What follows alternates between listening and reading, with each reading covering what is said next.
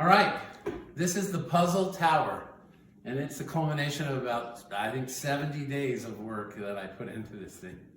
So where this came from is over the last 4 or 5 years, I've put into my computer files, every time I've seen a puzzle or a gadget or a contraption that I thought was really cool and that I was going to build someday. And then it occurred to me, why don't I just put them all in one thing, and so our grandkids can have fun with it. So that's the genesis of the puzzle tower. There are 15 or 16, depending upon how you count them, different puzzles. On the side here, I have a listing of all of them with a picture and a hint in case somebody can't get it. It's like an opening thing. It's a house. It's a donkey. It's a big thing. It's a wardrobe. It's a wardrobe. It's a meat. You ready? Are you ready? Yeah. Ta-da!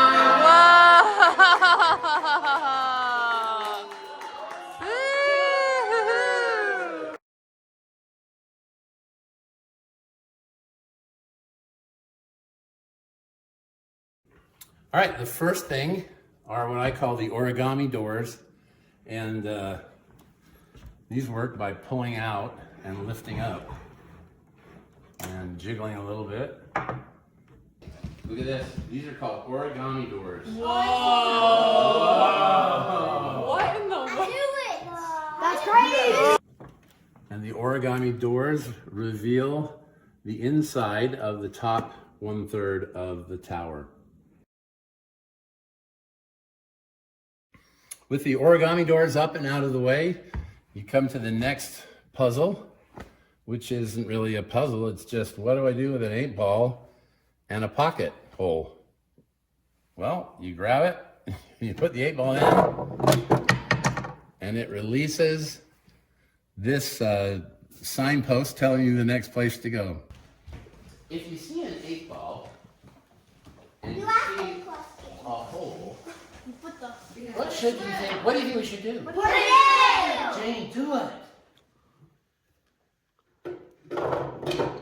Whoa!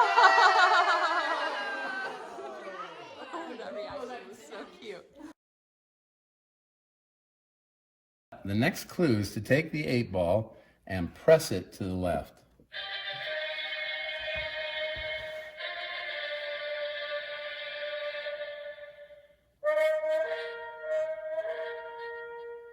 Hey there, and welcome to the tower puzzle. I can see you've figured out the first key because you've rolled the 8-ball, or you wouldn't be listening to me.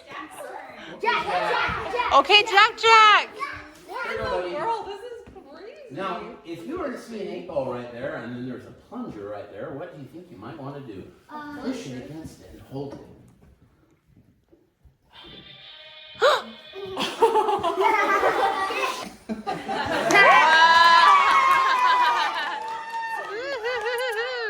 All right, with the trap door down here, it describes what needs to happen next.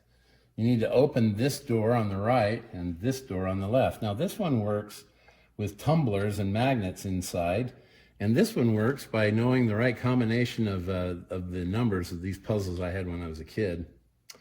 And so this tells you here that once you open this one and this one, you need to take the secret key out of here and use it in here. So let's look at this one first. If you try to open this, you can't, and you can't really even turn this beyond where it needs to go because there's a lock in there.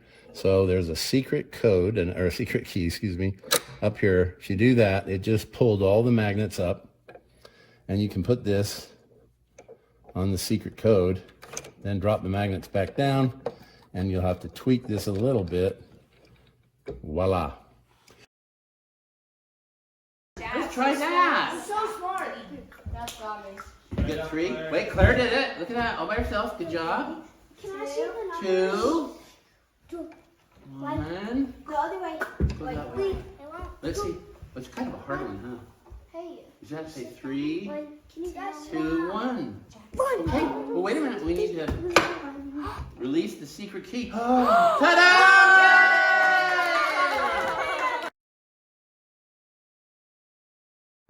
Over here, I loved these when I was a kid, but if you get these too messed up, you're going to be here for hours trying to figure it out. So I'm not going to do that with my grandkids. So I'm just going to pull the 7 over, drop the 6 down, move the 3 over, and move the star over, and voila. You probably need to slide the 2 over, and then maybe the asterisk needs to go. And does that let you open it yet? Here's the thing right here. Yeah! All right. Inside of this area, there are 2 doors, and I don't know if we can get in there and see them. But this ring, you can't help but knowing that you got to pull open those doors and then get this ring up and out of the way. There's 2 doors. How would you maybe get those doors open when there's a ring? Oh, you pull the ring? Maybe you pull the ring. That ring right there? Huh. Oh, yay!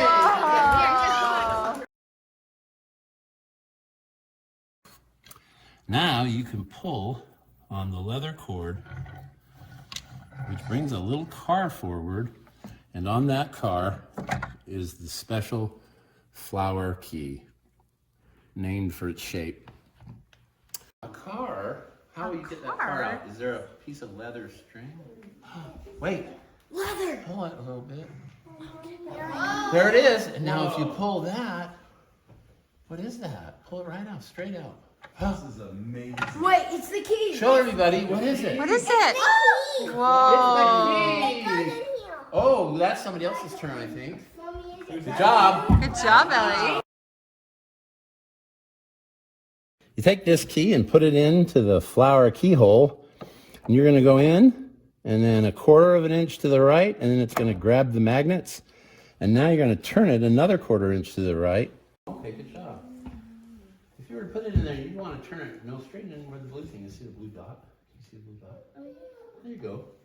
Now, if you turn it, guess what? If you press one of these buttons down here, nothing happens, unless you have that key. Now what happens? Oh, whose turn? Somebody else's turn. All right.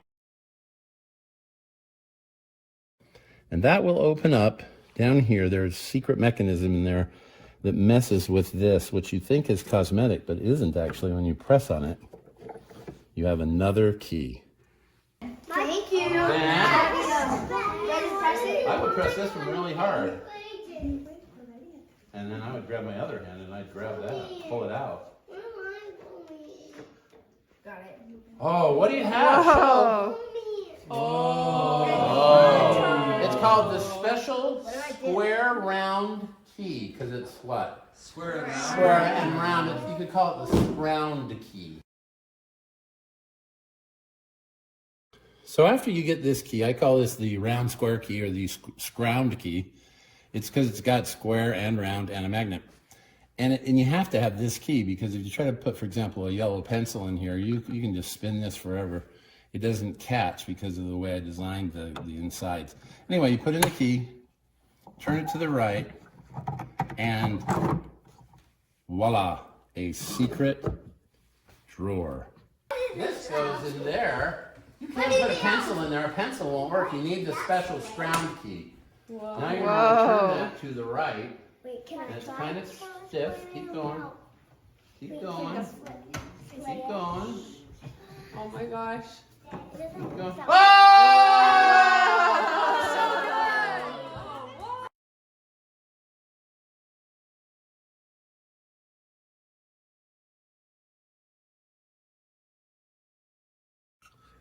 Inside the secret drawer is handcrafted by R. Duff Hanks logo, but also the real meaning in this drawer is this secret key. This key is evidently 5,000 years old. It's said that that Abraham used this type of a key on locks that they had invented in those days. After you've pulled out this 5 centuries old key, you can put it into the lock, pushing up the tumblers with the pins and releasing the bolt. 5,000 years ago, this is the kind of key that Abraham used on real live locks. Wow, cool. And there is a real live lock right there. Look at this. So look at that. Can She's you going guys to put see it in. Now you need to pull up and that way. Whoa! Oh, grab the bolt. Oh, okay.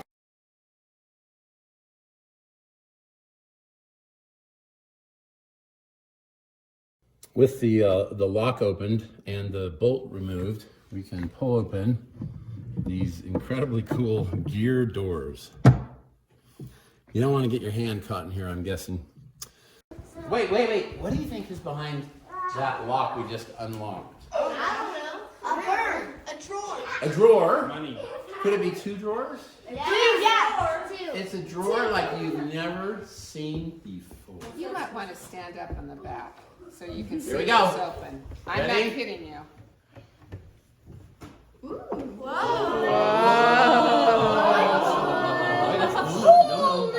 All right, Grandma.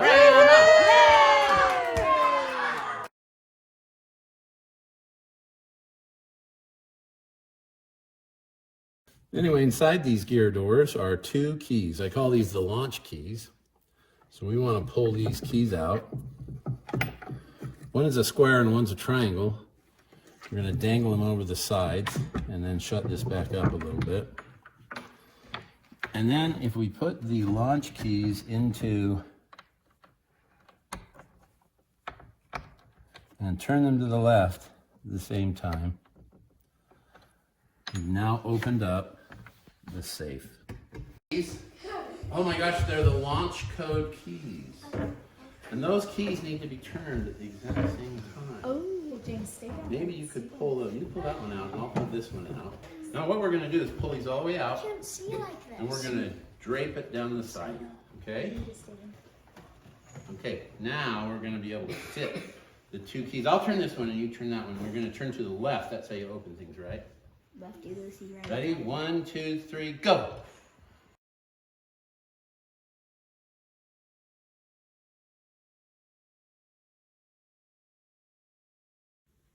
With the two launch keys turned and having removed those locks, the last thing we need to do is open up the safe. And we do that by turning here on the big wheel, just like you would on a bank vault. And we're going to open up. And there it is, ladies and gentlemen. Personalized safe deposit boxes. Oh, here she goes. Oh, that's so cool. Slowly. Wow. Whoa. Wait a minute. Whose turn's next? But before we get to the safety deposit boxes, I tell everybody, push this button.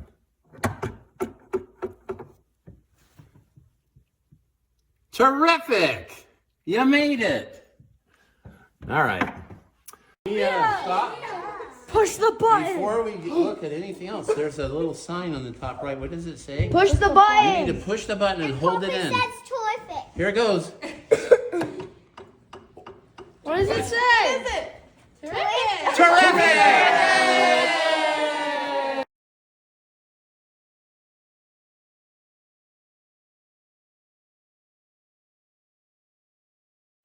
So now we have personalized safety deposit boxes, one for each couple on the four corners and our 11 grandchildren.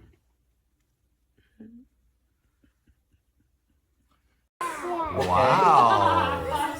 I think what we're going to do though is I think we might let the kids go first. Yes.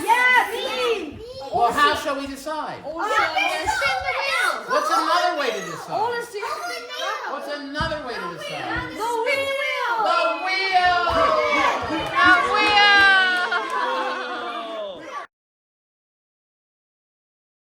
Incredible!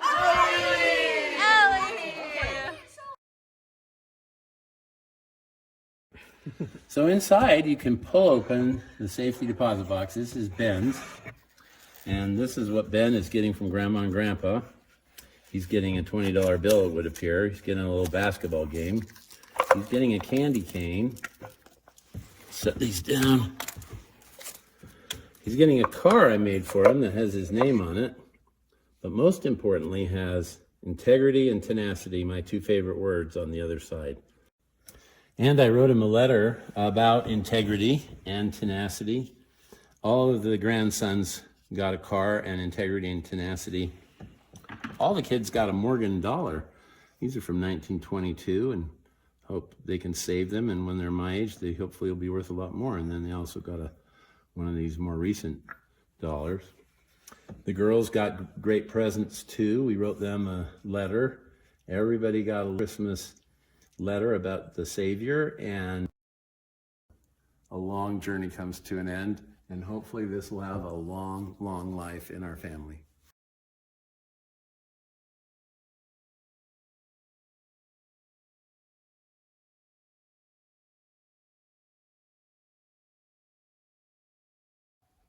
Hey, welcome to my shop. Come on up. I've been asked a few times recently, actually quite a lot, will you show us how you make these things? And the answer to that is no.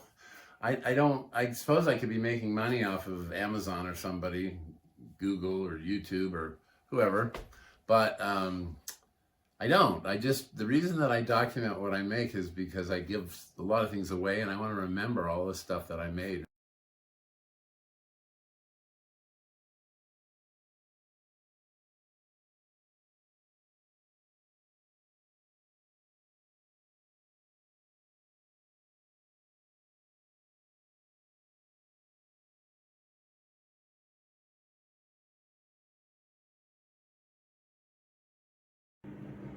For all of the puzzles and secret mechanisms of the tower, I built everything, almost everything. I think everything first in a model. So this is a mock-up. I think this might be the first one I ever made. I think I made this a couple years ago, and this was to test out this concept of how I would push on one button, and that would release another button, and then the key. This is one of the keys, and it's held in place by, I'm trying to do this and film at the same time. It's held in place by this magnet, which has a leftover spring. But anyway, I made it so that if you push on this button down here, that causes this magnet to pull away from the key. So all this is going on internally, and the final version of that, what I had envisioned and actually what came to pass, is this this concept of just two decorative circles on the front of the whole thing. But this decorative circle, when that key up here is unlocked, can push on this and this one will pop out.